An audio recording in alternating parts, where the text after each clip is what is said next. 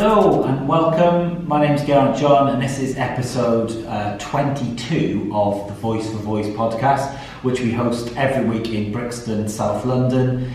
It's, as the title gives away, to do with voice technology. So if you're interested in Alexa, Google Home and voice, Alexa just lit up there, then this is the podcast for you. We film it every week as well, so get involved. Let us know what you think. Hello. How's it going? Well? Yeah, pretty good. How are you? Yeah, I'm very, very well. Very, very well. It's, God, I can't believe it's been a week since the last podcast. Yeah, flies by. Exactly. What have we been up to? We had the Alexa Dev MeetUp yesterday, which was fascinating. Yeah. It was quite a good one, actually, wasn't it? So for those of you listening, we help out organising the Dev Meetup, which is in Amazon's head offices in central London, and it normally happens once every other month, I'd say, and it's the devs Alexa Devs Meetup, and just talk about Alexa, the future of the future skills that are going to be coming out. So it's quite an interesting experience.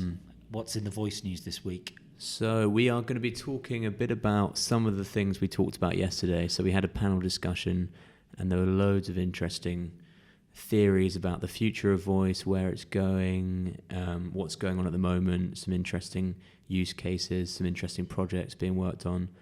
So the theme was Alexa for good. So how can Alexa be used to help people? We've spoken about this quite a lot on this podcast. Yeah, we have. Yeah, and it was interesting actually to hear some insights. So we're going to be talking a little bit about the problems which charities face when building Alexa skills. Because there was someone from British Heart Foundation there as well. Yeah, Christina, who was the head of innovation at the British Heart Foundation. That's a pretty cool job, isn't it? Yeah. I often think that these people who work in charities have got such an amazing opportunity to kind of make a huge difference through digital and technology by embracing new stuff. So it's really nice to see that there's someone, in such an important position within, a charity who's actually embracing voice, albeit, slowly, but to start with, but they've created a skill.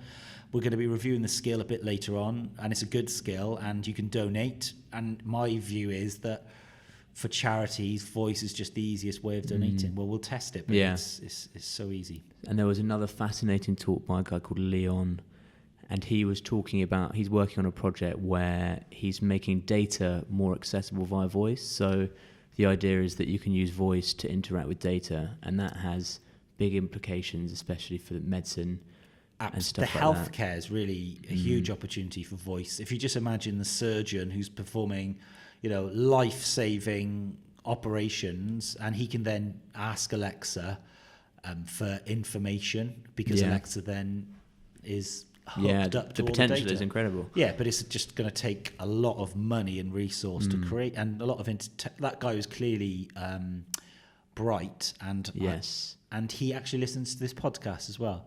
There we go. Yeah. So he's obviously got very bright, exceptional taste in podcasts as well. Content. Exactly. So we're also going to be talking a little bit about Google and Amazon releasing pods, rumours that they are copying Apple and going to release pods. So we're going to discuss whether that means we're going to see a voice everywhere scenario where we can use voice technology on the go wherever we are. Because are we all going to be walking around in pods? Well, you can, of course, use Siri and you can talk to Siri via your pods. So that kind of rolled out in 2018, and that's people use that. I really do think that is, if that happens, that will be the most groundbreaking kind of shift in voice, because suddenly skills on the go, amazing.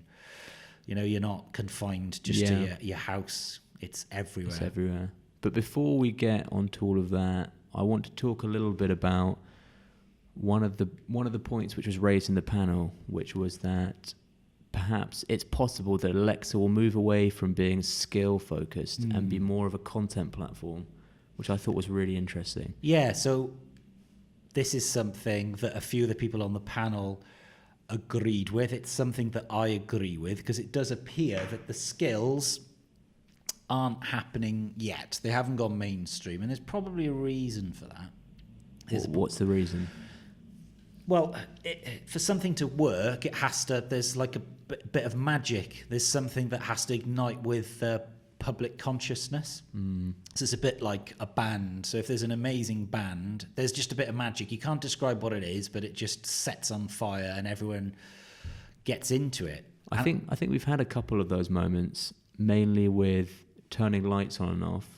Yeah, and with music. Exactly. I think that's what people like, and people clearly they're buying these things by their millions, so they clearly like the idea of it. But then there's a stumbling point past the music and the timer and the day-to-day stuff. So my view on this is that Alexa will be more focused on content, and when I say content, I mean podcasts, audiobooks, music, so newspapers. So when something is traditionally written down or on a website, what I'm saying is that it will be voice enabled, and you can you can consume this information via voice. So the scenario is you are in your lounge, sat down, and rather than reading the Sunday Times on your phone, which is what you do now, so we don't buy the Sunday Times as a paper anymore. We subscribe to it on the tablet, and the next step is that you actually consume this information via voice and through your pods, and it negates even the reason to read it anymore, and you can then use voice to navigate it. So you can use voice to go to the sports section or the business section, or whatever that might be. I think for me, that's the biggest challenge, is navigating between content. So we looked at that example. The podcast, yeah. And it worked, but it wasn't that. So it just lists every episode until it gets to the one you want. So if you wanted to listen to one which was right at the beginning of the series, you'd have to wait for 10 minutes, 15 minutes. But can you imagine if no one's investing in this, and that's what we found out yesterday, certainly from Charities. It's slowly there's money out there. If a publishing organization buys into this, they will invest in teams of people to ensure that it's seamless and it works, and it's just banging in your face. So as part of your Time subscription, you get the paper format, the subscription on your iPad, and you also get the Alexa version. It's kind of just another way to consume media. I'm so convinced of it. I'd put my house on it. This is just the future of it, because skills are great, and don't get me wrong, brands will create skills, and that's great. And within the skill, content will sit. So your favorite brand, let's take an example. There'll be a Jay-Z, because he's a brand, a Jay-Z skill, and within the Jay-Z skill, you can listen to all of his music. You can buy tickets. You can listen to interviews from 2005. You can link up to videos. It's interactive. He'll have exclusive Alexa kind of live streams. That's the future content. Because I guess if you think about it, the most popular skill on Alexa is Spotify, and that's all content. So it just shows how. And I think that's probably the biggest thing which has been driving Alexa sales, is that it's like magic. You just ask for a song you want and it gets played. Yeah. So I think they're not too bothered about the skills, really. I think the skills will come when the content gets better. So content first. Content first. Exactly. So let's talk about the data project, which Leon was speaking at the meetup yesterday, and he had a fascinating project where he basically is allowing people to interact with data via voice, and the idea is that you don't have to have an analytics background to benefit from data insights. No. So this could work in so many different areas. So for example, like a trading desk that relies heavily on data and real live kind of share prices or whatever. So the easier way to cut through all of that is obviously just voice, so that you could just sit at your desk with your pods in and you're just asking for information and it tells it to you and it comes up on the screen.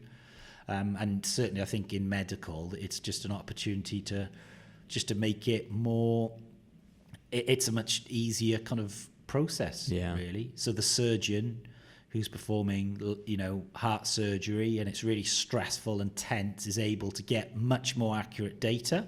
And don't forget, I've always said it's about saving time and money. So really, that's saving both, isn't it? It's making the medical teams within the hospitals like more efficient, more effective. Saving lives. Yeah, saving lives, man. So that's what it will happen. And whether or not it's Alexa, I don't know, or whether or not someone will. It's probably going to be Alexa, isn't it? Because they're encouraging. There'll be a dev somewhere, a medical kind of specialist dev company who'll create an amazing solution and make billions, and it will be white labeled across the world. Yeah, imagine a fully formed data program where you can operate completely by voice, so you can get it to do loads of crazy things. But I think we want Leon to do it. We're a team Leon, so Leon needs to come. It's great what he captured the room a bit yesterday, and he's clearly quite excited about it, and he needs to just roll it out, doesn't he? Yeah. So we need to chat, Leon. We need to chat, Leon. Anyway, very exciting, very exciting. What else are we chatting about? It was really interesting to hear Christina's insights into building. So the British Heart Foundation have built a skill which allows. Just explain what the British Heart Foundation is, because there's people from all over the world. So the British Heart Foundation is a really big UK charity, and it specialises in preventing heart disease, which kills a crazy percentage of people. It's one of the biggest killers. I think maybe the biggest killer for men over 55 as well. That's the target. It's absolutely lethal. So they have built a skill which allows you to donate money and furniture to the charity, and so they are right on the pioneering end of this. I think they are the first UK charity to build a skill, if I'm not mistaken, or one of them, certainly. Yeah, well, certainly the first UK charity to build a skill which allows you to donate money. So quite a brave move, really, from Christina and her team, because I always say this for head of innovation or head of marketing to actually go ahead and do this and be an early adopter takes courage. I think it's a really, really cool, and she'll always, their team will always be the first that did it, and what will inevitably happen is that they'll create more skills as the industry grows. Yeah, and or the skill will fan out and do more stuff over time. But it was interesting to hear the challenges she faced, because I'm sure anyone out there who's built a skill probably has faced similar challenges. I think one of the big ones was the speed at which the technology updates. So, which is great for the agency who builds the skill, because they're constantly on retainer to kind of update the skill so that it works. But if you've built a skill and then 2 days later it becomes almost redundant because of an update, then that's not going to encourage people to build skills. No, but that's the same as with every technology at the very early stages. It's often the case. Because it's the same when you build apps; they're always updating. So when there was massive iOS updates, now it's obviously leveled out. But back in the day, you could build an iPhone app, and then within a week, it was completely useless. So how does this skill work then? So we'll be testing it out later. Yeah, but what's the kind of gist of it? So you enable it, and then it asks you if you want to donate money or furniture, and then so that's it. Yeah. So it's really simple, but hey, I'd rather that's the objective is just to raise money. And I guess what I really enjoyed about last night was discussing the marketing of skills. So how on earth do you get people to use them? And it was that was the kind of $1 million question, really, because the devices are in people's homes. Into British Heart Foundation, it's something that's affected you or your family, and you would want to donate, but perhaps you don't know how to enable the skill. So what I suggested was that they ran Facebook ads, that I think that Facebook ads could be really effective for enabling skills. Yeah. Facebook ads work if the creative is good. If the creative isn't good, it won't work. The Facebook ads won't work. But there was a lot of negativity, actually. Yeah, you got called out in front of everyone. Yeah, I did, yeah. What did that guy say? He said he's done lots of testing and Facebook ads don't work. No. And then there was someone else then who really disagreed with him. And I disagree with him, actually, because I think there's so many variables. What was the creative? What was the skill? Yeah. You can't just say Facebook ads don't work. I think the problem is that you can't click on the ad and enable a skill. You have to then go to your Alexa, which is a completely different device. So there's a lot of friction between seeing the ad and enabling a skill, which I think is the issue. Well, there is, because I had a nightmare enabling the British Heart Foundation skill because we set up the devices between .com and .co.uk. It took me about 20 minutes to work out how to do it, and I'm the voice for voice. If the voice for voice can't even work out how to do it, what hope has anyone else got? Do you know what I mean? But what was interesting was someone suggested radio ads, which is a really good idea because you're already listening to something, and maybe you're even listening on your ads. Alexa. Yeah. Excuse me. Because you already guarantee that person listens to audio content and is therefore more likely to be receptive to something to do with audio. Yeah, but radio ads are really expensive. How expensive? More expensive than Facebook ads. But I agree. £20.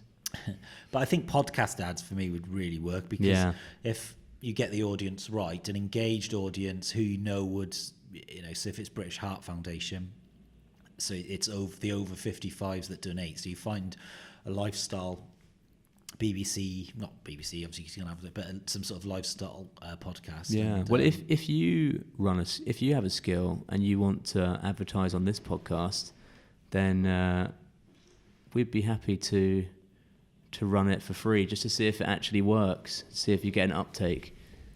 Not forever, maybe for a couple of episodes. Yeah. We'd love it if you advertised on our podcast. Yeah. But it'll be interesting to see the uptake, see if it works. So, a bit of news about pods. I'm quite passionate about this. Can I just say, last night in central London, in Shoreditch, in a bar, which is quite famous in Shoreditch, that I'm not going to mention, I lost a pod. So I've got my pods, and I love them, my Apple pods. Use them all the time. I can't even talk on the phone unless I've got my pods in. And I lost them.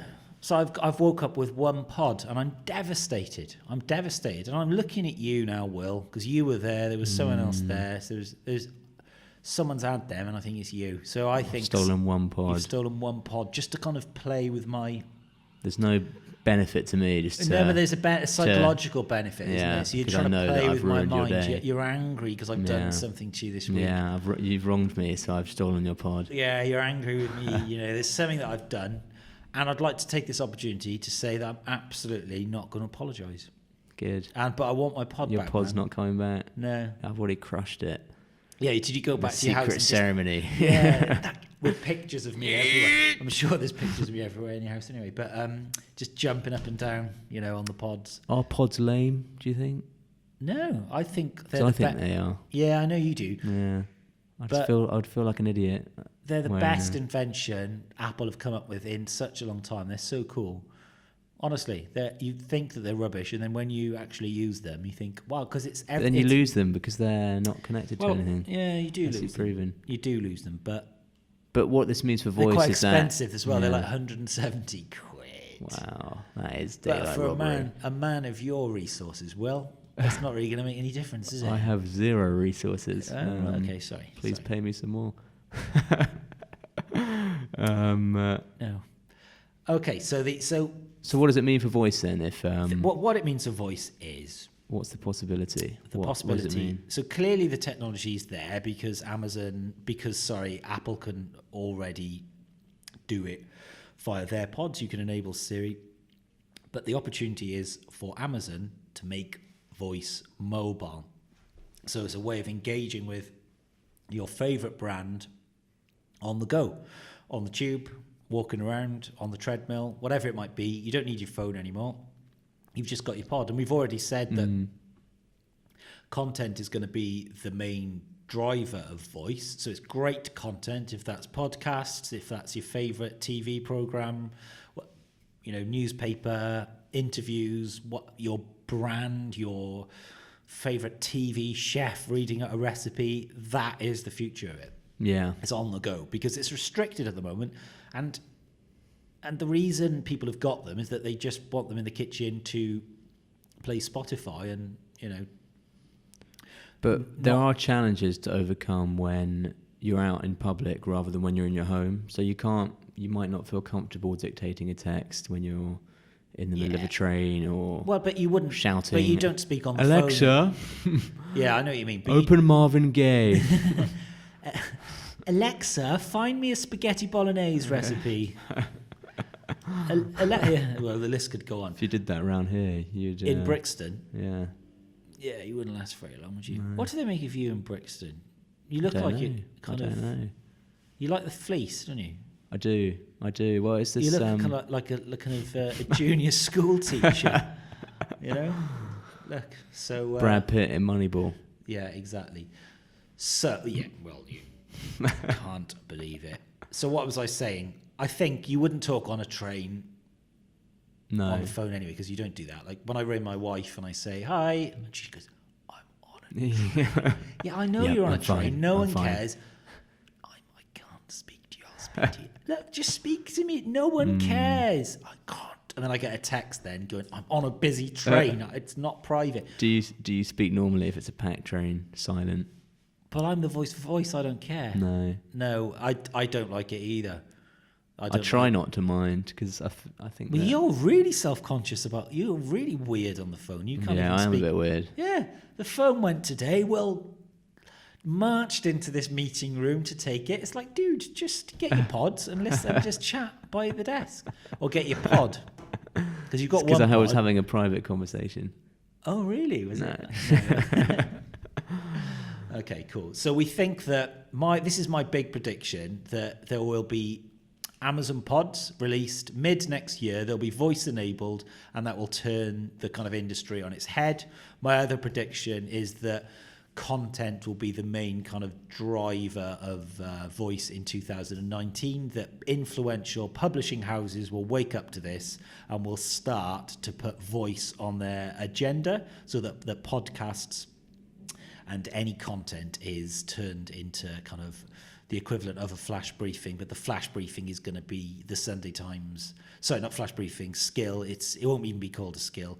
It'll just be the Sunday Times, like an app, and you open up the app, and it's limitless potential. You heard it here first. Yeah, definitely. They'll probably come back to this podcast. In years to come. How did he know? How did he know? Well, Wow, such a shame he's no longer with us. What do you mean? After that terrible accident. Well, that's really weird, man. No, I'm going to live forever. So, what are we doing now? We're going to test the skill of the week. Let's give it a go. So the skill of the week, as we said, is by the amazing British Heart Foundation, who we were chatting to last night on the panel in Amazon. And early adopters, well done, on it. We respect that. Creating a skill, chatting to devs, giving really useful information. We like that. Open to suggestions about voice. Awesome. Going to do well. So, but is the skill any good? Alexa, open British Heart Foundation. Welcome to the British Heart Foundation. You can donate money or arrange a furniture collection. Which of these would you like to do today? Arrange a furniture collection. How would you like to arrange your collection? By phone or email? By email. Please give the BHF permissions to access your email address. Please go to the Alexa app to do so. Okay, fine. So presumably you would then open the BHF app. Yeah. And you put your address in. Yeah. And then they would email you. So you don't have to then. It's quite good because if you just want to, we donate stuff to charity all the time. We've just got so much stuff we've got like 1 million kids that live in our house. So there's such a high turnover of things that would be really useful actually, because it saves me driving down the hill to the charity shop and there's a guy there who doesn't really want it. What about, should we try some money? Alexa, open British Heart Foundation. Welcome to the British Heart Foundation. You can donate money or arrange a furniture collection. Which of these would you like to do today? Donate money. How much would you like to donate? £20. I heard £20. Is that correct? Yes. Okay. You would like to donate £20 to the British Heart Foundation. I am going to use your Amazon Pay account for this transaction. Would you like to proceed? Yes. To donate, please give the BHF permission to use your Amazon Pay account. To do this, open the BHF skill in your Alexa app and click on Settings. Okay. Shall I do that now? Yeah. All right. Well, you carry on talking then. So I think this is where the magic is for me in terms of donating, because if you had a TV ad or something, you could have a little bit on the end which would just say, just speak to your Alexa and say, donate £20 to the British Heart Foundation. I think that removing that friction, you don't have to put in your card details, you don't have to log onto a website and navigate through various pages. I think that would actually see a massive uptake in donations. So it'll be interesting to see in 2 or 3 years some data about how much money is donated via voice, because I think that could be something that's very powerful. I'm just trying to work it out now. Actually, it's a little bit. It's not their fault. It's. So anyway, you get the gist of it. So what was interesting, actually, So you get the gist of it. So the, I will do this, but you need to enable it. But I've obviously got Instagram Live on now, so I'm a bit flustered. So you can use it, and you donate, and everything's great. Cool. So what? While we're on it, we talked a bit about the challenges facing charities when building skills, but we also heard from a guy in the audience the challenges facing devs. It was the same guy. Yeah, it was the same guy actually who rinsed Geraint. Do you think he did? I think so, yeah. I invited him on the podcast, actually. What did he say? I don't think he heard me. Anyway. So it was interesting to hear his side. So he's done pro bono work for charities, and he's found difficulties handling the bureaucracy. You have to go through various layers. You have to go meetings, and then nothing will really happen.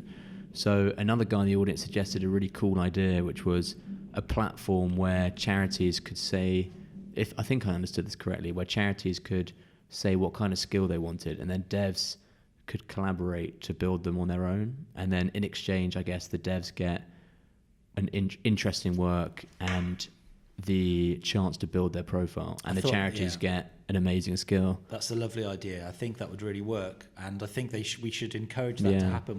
Maybe we should do it. Yeah. What would you call it? Alexa for Good. Yeah, something like that. Alexa for Good. Yeah. It's just copyright. It's not copyright. You do it if you please someone do it. yeah, exactly. Okay, so what's our head-to-head this week? So we have our Christmas lunch next week. So where are we going on a Christmas lunch? Because last year was quite eventful, actually, the Christmas party. What happened? I can't say. I actually just can't say, but it was quite eventful. And traditionally, the Move Christmas party is always quite eventful. So there was one about 5 years ago where these guys no longer working for me, but there was like a huge argument between the office manager and a company that we went out with. And I'd already gone home, and then I had all these messages on my phone the next day to say, oh my God, I'm really sorry, but I had a massive argument with this guy, and it all got, and I was like, oh my. So we went to the office the next day, got to the office, 9:30, everyone's looking terrible, and there was just the worst atmosphere. So I made the decision after that, low key. So we're just going to go out for a nice lunch somewhere. Yeah, be nice. I think in Brixton, or should we venture into kind of Soho, central London? Because we're always in Brixton, aren't we? Yeah. What do you think, Giselle? Yeah? Soho? Something different, yeah? Well, I think something different as well. Yeah. Well, it was certainly different last year anyway, but enough of that. It wasn't here, no. It wasn't here. You're right, Giselle. So we're suggesting belly dancing. So we get some. So let's try it. Let's go on a belly dancing. If Alexa can help. Belly dancing course. Should we try Google actually, because we've done enough Alexa. Yeah. Yeah. Hey Google, find me a belly dancer in Brixton. Small World Centre Belly Dance is on 49 Effra Road in London and is 0.4 miles away. Oh, that's quite good. So what we could do is we could actually, and this is serious now, we could go there and have belly dancing lessons. Just imagining that scene. Yeah, it would be a horrific scene, wouldn't it? Yeah, no, maybe we won't do that. Okay, let's try Siri. Hey Siri. Maybe I've got to turn Instagram Live off. Hey Siri. Find me a belly dancer in Brixton. One possibility is Katie Alice Belly Dancer on Southern Grove in London. Want to try that one? Why is he Australian? Because I've changed him to be Australian. I want to try it one. It's 5 miles away. I can call that location or get directions. Which would you like? Call? Can you call? Calling Katie Alice Belly Oh, I can't do this. Go on, go I on, can't. go on. Put it on speaker.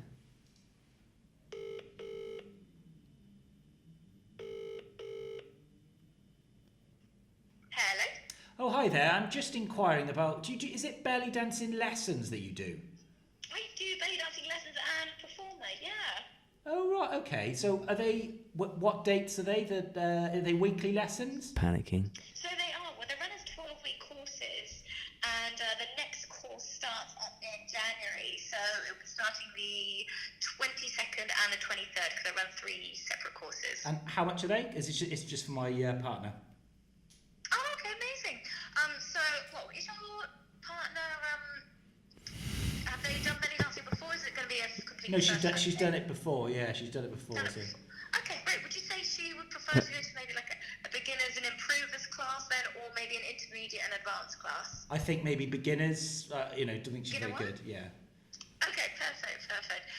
So the course is normally £120 for 12 weeks, and I basically run them through learning a full choreography, all the technique behind all the movements, and they'll master that choreography over the 12 weeks, and then they get the chance to perform it in a show afterwards. It's completely optional if they do perform, but they are basically become ready by the end of the 12 weeks. So they, so they can come down, then you can always come down and watch and see what she's been up to. Yeah.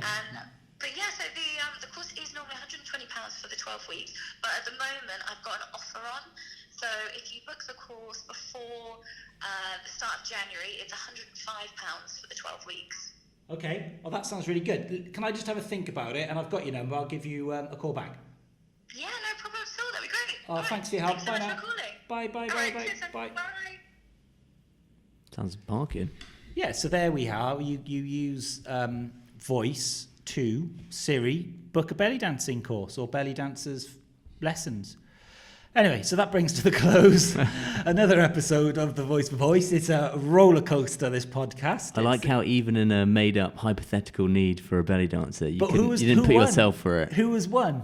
I think Siri's won there. Siri's won, Yeah. definitely. Well done, Siri. We had a Finally, conversation with yeah. some. And can I just say, what a lovely lady she was as well. Yeah, she was. I feel very really nice, bad now. yeah. But anyway, so we've given her some exposure.